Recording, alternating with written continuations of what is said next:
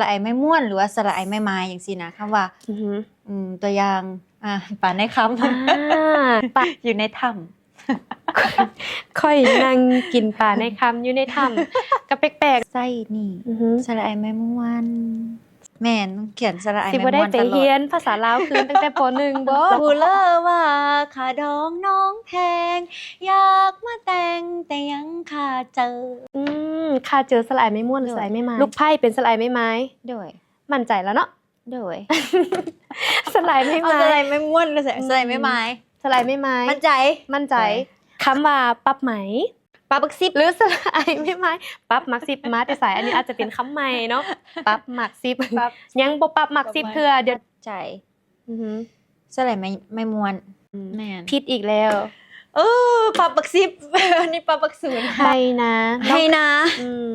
ม คำนี้บริ ส กิน ลาย น้องดอย ไม่ไม้ ไส้นี่ ไส้ตัวที่หนึ่งไส้หยัง สลายไม่ม่วน ไส้ตัวที่สอง สลายไม่ไม้ ถูกต้อง